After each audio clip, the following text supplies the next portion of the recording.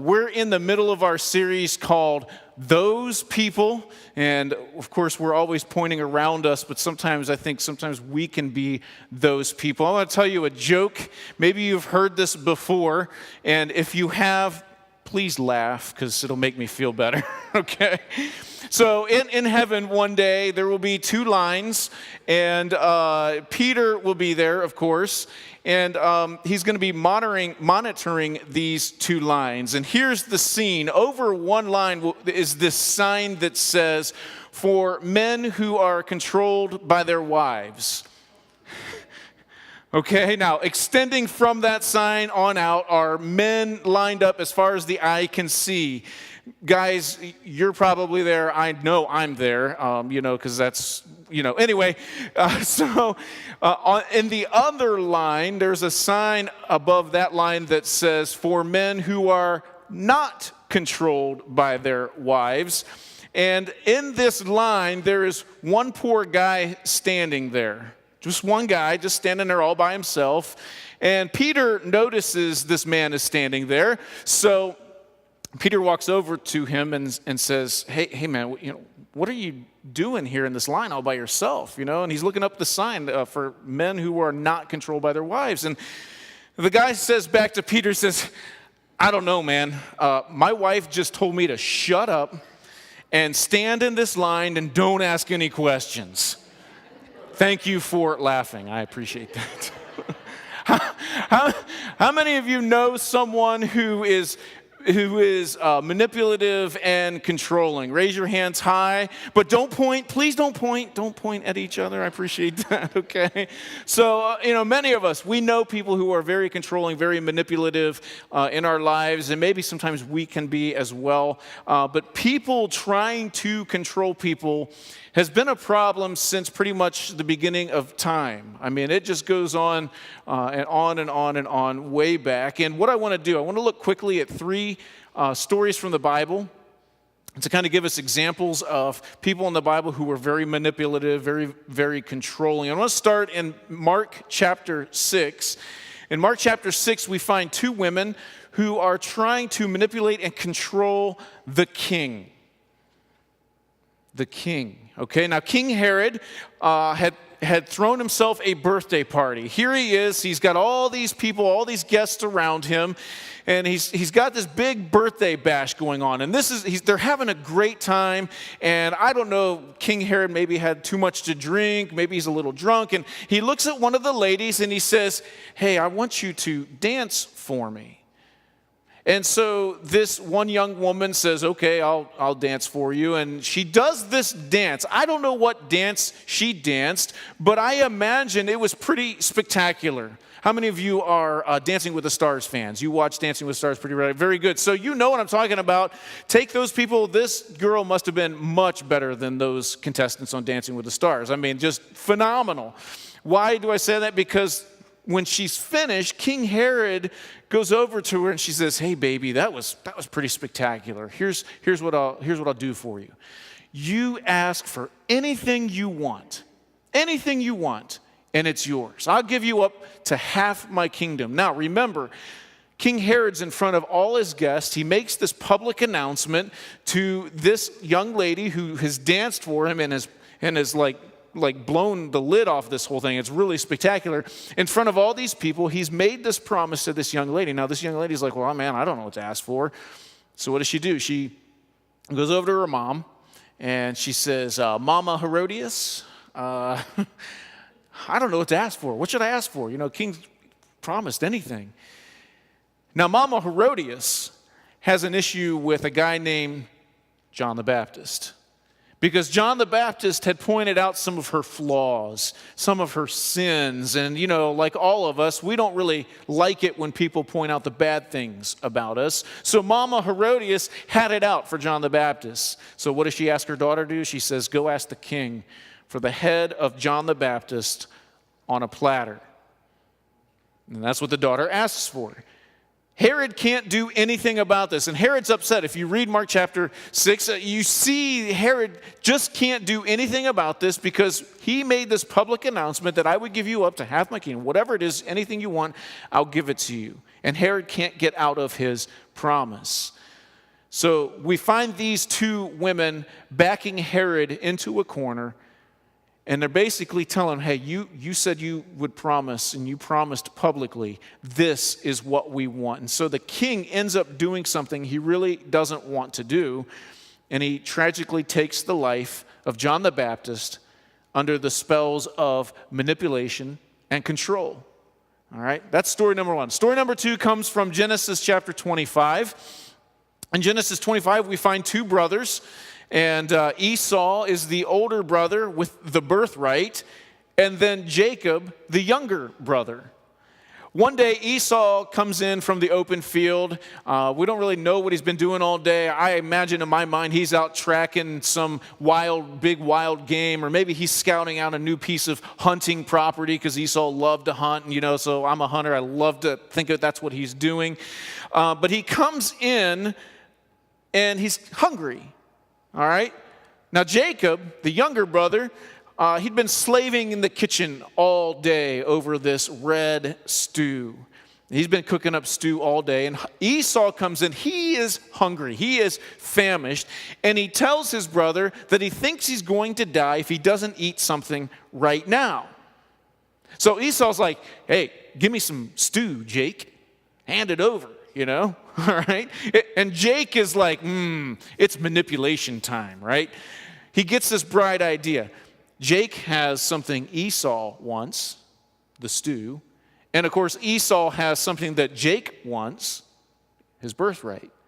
So Jake gets this idea. You know what? I'll give you some of this stew if you give me your birthright. I want to be known as the oldest in our family because I want the riches, I want the blessings of our father. And so what happens? The younger brother corners the older brother in a power play, and he tricks his older brother out of his birthright under the spells again of manipulation and control. All right, that's story number two. Story number three comes from Judges chapter 16. Probably one of my favorite stories in the Old Testament. Enter the master manipulator, Delilah. And her counterpart, the muscular man of the Old Testament, Samson. Yes, Samson is this powerful guy known as the muscular man. And we know that somehow his strength is connected to his long locks of hair.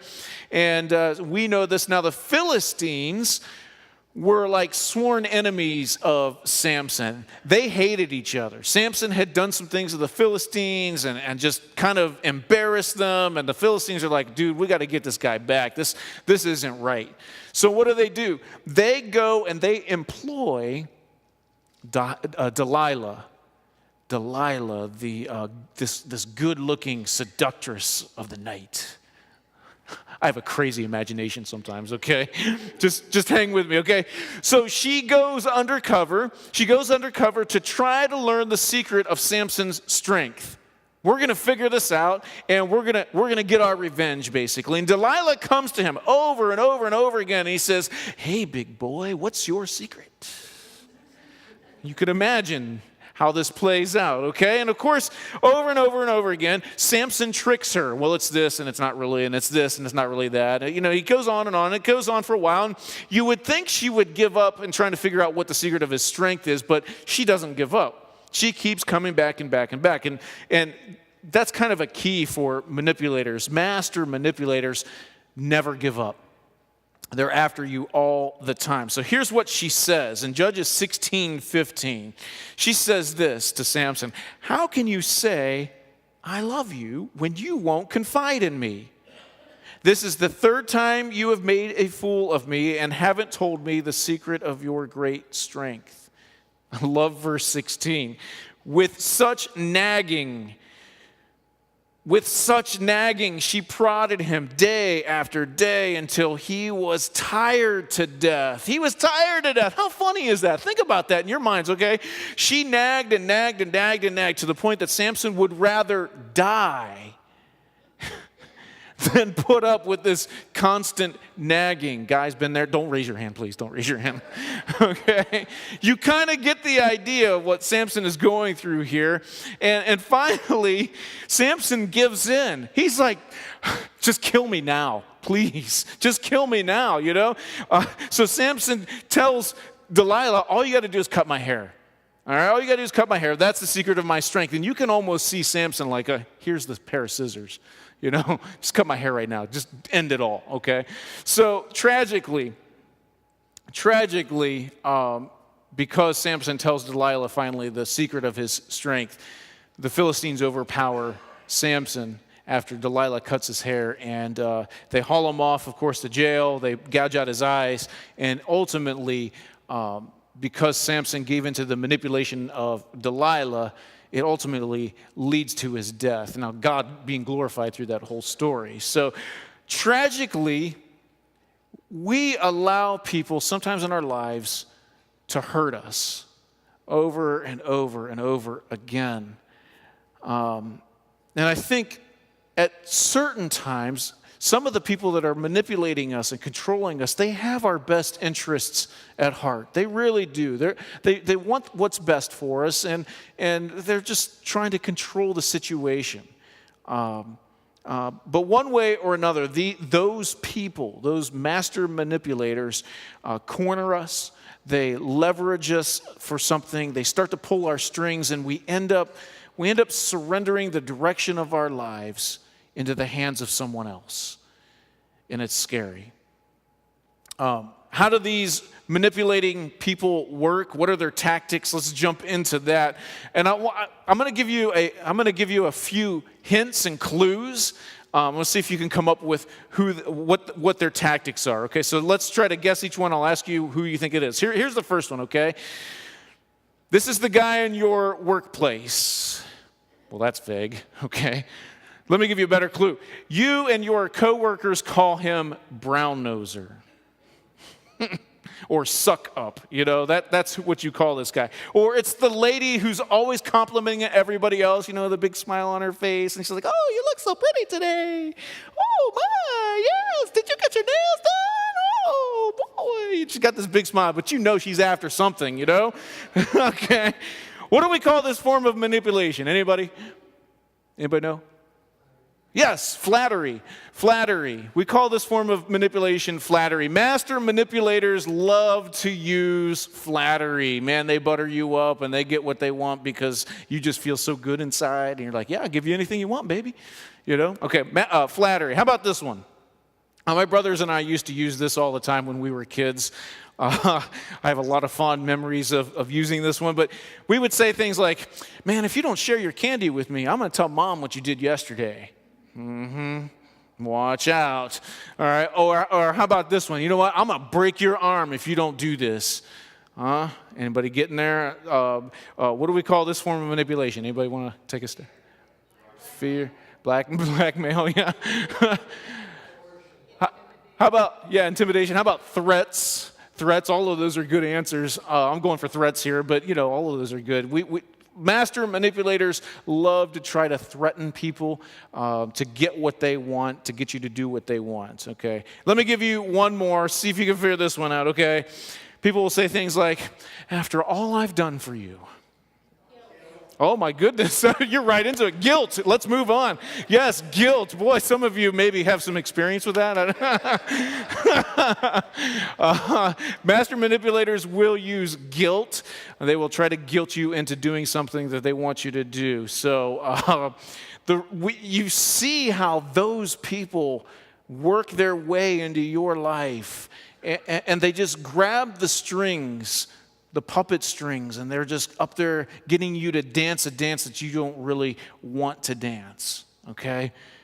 So how do we break the power of manipulation and control in our lives? I mean, what do we got to do to cut the strings off? And just like last week, I want to offer you 3 different prayers that you can pray. And really, these prayers are more like action steps that we can take as well. But I think, again, just like last week, we've got to go to God because he's the source of our strength. He's the one who gives us the power to do this stuff. We can't do these things on our own. So we need to rely on him. We need his wisdom and his strength and his power in our lives to make things work out and overcome those who are manipulating our lives. So we need to ask God to give us direction and wisdom when we're dealing with those people. So here's the first prayer we should pray, something like this. God, help me recognize when someone is trying to manipulate me. Help me to see what's going on here. And some of us are pretty good at that. We know when somebody is really trying to make us do the dance. And some of us are really good at recognizing that. Others of us, though, we've been in these dysfunctional relationships for so long that we don't even recognize our own dysfunction. You know what I mean? We've got people in our lives that just play us. And we just kind of play right along with them. They lead, and we follow them. And we end up dancing a dance that we just don't want to dance. I want to jump into Matthew chapter 16. If you want to turn your Bibles there, we'll spend the rest of the morning in Matthew 16. But I want to jump into Matthew 16 because here we find kind of an interesting story about manipulation. And now Jesus is nearing the end of his ministry. And he begins to share with his apostles a sobering truth. I mean, this is like, hey guys, this is why I've come here. Here's what's going on. And Jesus is just sharing with his apostles. In Matthew 16, starting in verse 21, Matthew writes, "From that time on, Jesus began to explain to his disciples that he must go to Jerusalem and suffer many things at the hands of the elders, chief priests, and teachers of the law, that he must be killed, and on the third day be raised to life." So Jesus is telling his apostles point blank, hey guys, this is why I've come to earth. I'm going to Jerusalem. I'm going to die. They're going to kill me, but that's okay. I'm going to rise up from the dead. And in verse 22, watch as Peter tries to take control of the situation. And Peter's got a different objective. So in verse 22, Peter took him aside. He took Jesus aside. Now, why did Peter take Jesus aside? Do you know master manipulators don't like to work their people in groups? It's easier to get their victims off to the side and just kind of prod and poke and say, okay, here's what I need you to do, and then, get back in the game and go for it. That's what manipulators do. They get them off to the side because it's easier to manipulate us. So here's what he's doing. He takes him aside, and he began to rebuke him. Peter rebuking the Lord Jesus Christ, and he says to him, "Never, Lord," he says, "this will never happen to you."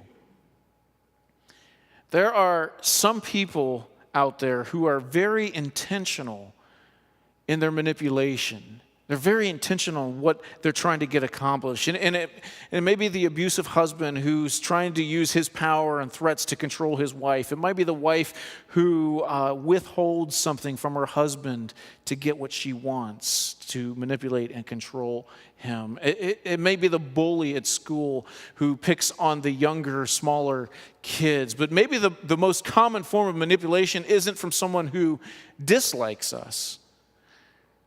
Maybe the most common form of manipulation comes from someone who really does love us, and they simply want what he or she believes is best for us.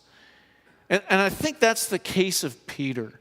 You think about how much time Peter spent with Jesus for 3 years, day in and day out, and Peter loves Jesus. He doesn't want Jesus to go to Jerusalem and die. And so Peter's got Jesus' best interests at heart. But the problem is, even though his intentions are good, if you look at the big picture, Peter is keeping Jesus. He's standing in the way of God's will for what Jesus has come to do. His intentions are good, and Peter just sees this small picture. Man, I don't want my best friend to die. I got to do something about this. I got to take care of him. And so I'm gonna pull him aside. I'm gonna get him to do what I want him to do. And instead of dying, we're gonna keep him alive. But he doesn't see the big picture. He doesn't see God's will for Jesus and what Jesus is sent to do. I think that's why we need to be prayerful. We need to ask God to help us recognize that there are times when someone may stand in God's way and God's will for our lives. And we need to recognize that. We need to see the big picture of what God has planned for us so that we can continue into God's will. So how do we recognize when someone is trying to manipulate or control you? What are some of the signs? Let me give you a couple signs. Somebody may be trying to manipulate you. Number one, you often feel guilty. You often feel guilty, and on top of that, you find it hard to say no. If you really took a good, hard look at your life, you might find that your desire to please someone, to do what he or she wants you to do, is often born out of guilt. It's born out of this belief that you're the only one that can solve their problems. You know, they've come to you and they say, oh man, I need your help, and they manipulate and they get you, and all of a sudden you feel guilty, like, if I don't do this, man, I'm going to hurt them. And so saying things like no, or I can't, or I won't, or not anymore, if you were to say those things, you would feel like you're letting them down. And that would be a case of where someone is pulling at your strings, making you dance to the wrong tune. So you feel guilty. You find it hard to say no. Another sign is this. Someone may be trying to manipulate you if you find that you compromise your values. You compromise your values to please others. You cave into what your values and beliefs are in order to do what they want you to do. You might be a sweet girl and you're dating this guy who's really nice and you've had a great time together in so many ways, but he's pressuring you to do something that you know you shouldn't be doing, right? And you tell him no, but he says, but I love you, woman. Hey, And you tell him no, and he's like, oh, come on, but I said I love you. And you're like, no, and he's like, oh, come on, baby, I love you. And you're like, no way, And finally, after so much time, you're like, dude, I can't take this anymore, And what ends up happening is you end up compromising your values. For some guy who loves himself probably more than he really does love you, and that's not good. Or your friends want you to go see a movie, and it's probably not a movie that you should go and see, maybe because it's rated something R, I don't know, and you're like, no, I'm not going to that movie, and they're like, oh, come on, dude, we got to see this movie with us, and they really want you to go to this movie, so what do? They start pressuring you to do something that you don't want to do, and your values, you kind of compromise your values, and they're like, oh, dude, you got to go to this movie, man. What are you, goody two-shoes? Oh, that's right. You're a Christian boy. Mm-hmm. Well, now you're a Christian girl, And they start making you feel guilty, and suddenly you're compromising what you believe you should be doing. You're compromising it, and you're caving in. They don't hate you. They love you. They just want you to go see the movie with them. But, you end up caving in and compromising your values and letting them lead you to do something that you don't want to do. So we need to ask God, help me recognize when someone is trying to manipulate us, and help me recognize that they may be standing in God's will for our lives. Let me give you the second prayer we need to pray, and it's this: God, empower me. Empower me to put healthy boundaries in place. I love what Jesus does, all right? Jesus puts a boundary in place for good old Peter here, and Peter's trying to stand in the way of God's will. Matthew 16:23, Jesus turned to Peter and he said, "Get behind me, Satan." Now that's a boundary. Get behind me, Satan. You are a stumbling block to me. You do not have in mind the things of God, but the things of men. Okay, so here's what you're going to do. All right? You're going to ask God, help me to put boundaries, safe boundaries in my place. And maybe down the road, you realize, oh man, Grandma is really, she's really trying to manipulate me here. She's trying to control what I'm doing here. So what are you going to do? You're going to do this. You're going to go, You know what, Grandma? Don't call her Satan. Okay? I think only Jesus can probably pull that off, okay? Don't call her Satan. Grandma, you know what? I'm not going to let you do this to me anymore. Or whoever's trying to manipulate you in your life, and so. I'm not going to let you do this to me anymore. You got to take control. You got to start setting healthy boundaries in place. We need to realize that people can actually become stumbling blocks in our lives. People may be leading us to do things that don't help them and may hurt us in the long run. You can say to a friend, listen, man, you can pout. You can hate me. You can hang up the phone. You can cuss me out. You can threaten. You can walk away. But I want you to know, I'm still going to love you, man. I'm still going to love you. But this stuff that you're trying to pull on me, it's not going to work anymore. I'm putting up a boundary right now. This is it. You're not going to control me anymore. You're not going to manipulate anymore. I'm done. No way. There are some of you in a situation that's standing between you and God's will for you in your life.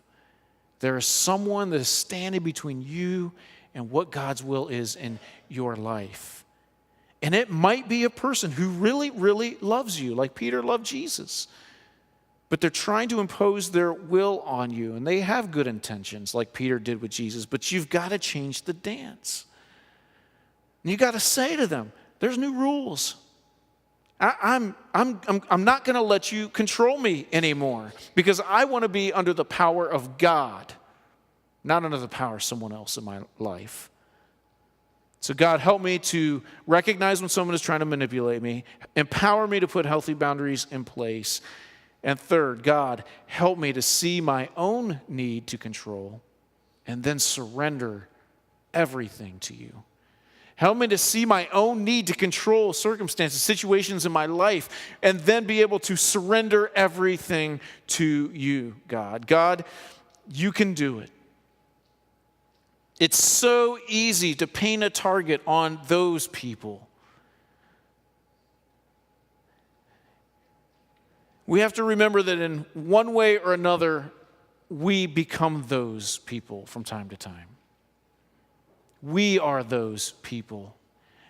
And no one wants to surrender everything to someone else. We don't want to just give up everything we have in our lives to someone else. And God's asking for that. We don't want to let go. In fact, we'd probably make a better God than God, wouldn't we? Wouldn't that be great? I can manipulate and control every situation if I were God. Just give me all of the control and life will be so much better. So what do we do in our lives? We try to control. We try to manipulate situations in our lives. But if we don't surrender everything to God, we'll never do what God wants us to do. So the big question this morning, are you willing to surrender everything to God? Are you willing to lay it down at His feet and say, you know what, God, this is yours. Everything. Your children, they're God's. They belong to Him. He's just kind of letting us borrow them for a little while. Some of you are like, why can't He just take them back?